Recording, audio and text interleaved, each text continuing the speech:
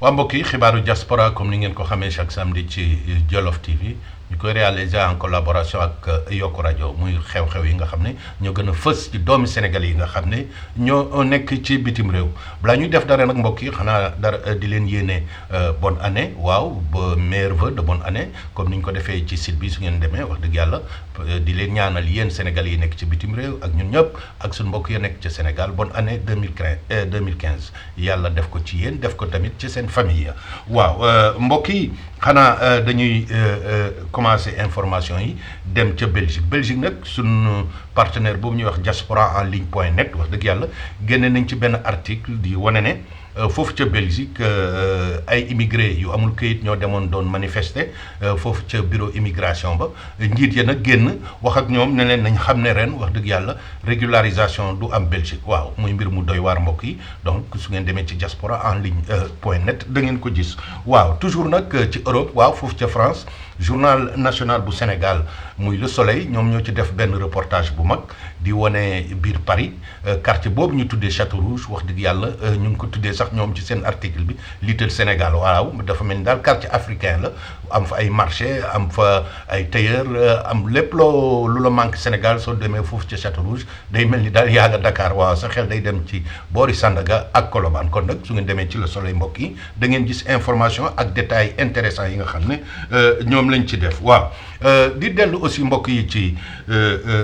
suñ partenaire Dakareco.com wax dëgg yàlla ñoom it def nañ benn article bu intéressant boo xam ne dañuy wane ne doomu Sénégal yi nekk ci bitim réew la ñuy yónnee ci xaalis ca réew ma léegi moo budget Sénégal mu ñoo toll waaw loolu nag wax dëgg yàlla xam ngeen ne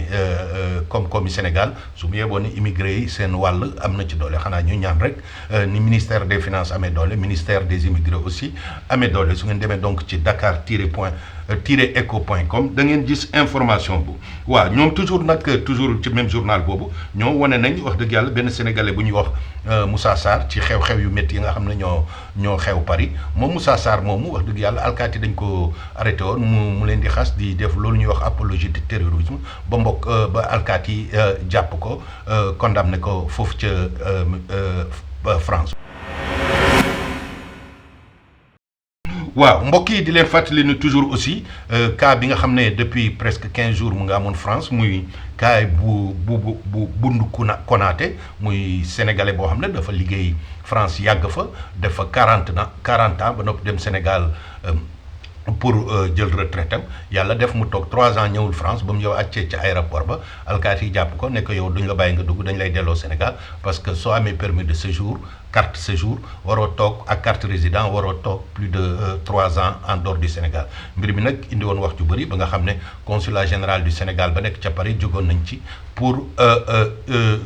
régler problème boobu ministre des Sénégalais de l'extérieur moom it wax na ci muy Souleymane Jules Diop nee na wax dëgg yàlla ñoom tamit ministère am dinañ ci jëm a def dara xanaa rek ñuy wax suñu mbokk yi ne leen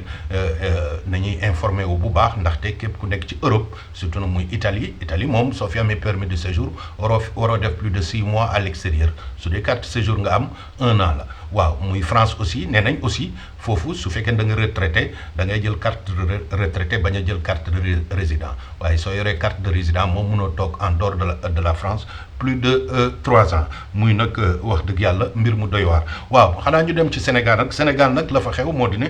président Macky Sall moom recevoir na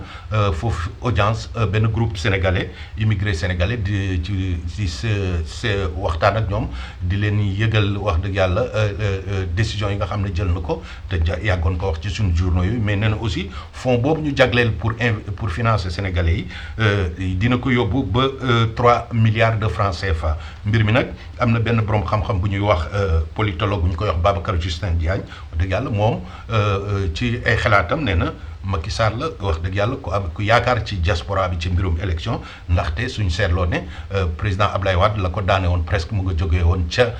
diaspora waaw kon nag article boobu da ngeen su ngeen demee ci Seneweb mbokk yi da ngeen ko gis waaw mbokk yi lii moo nekkoon xalaat xew-xew yi nga xam ne ñoo gën a fës ñu leen ko jottali di leen jox donc rendez-vous chaque samedi ci Jolof TV jërëjëf ba beneen yoon.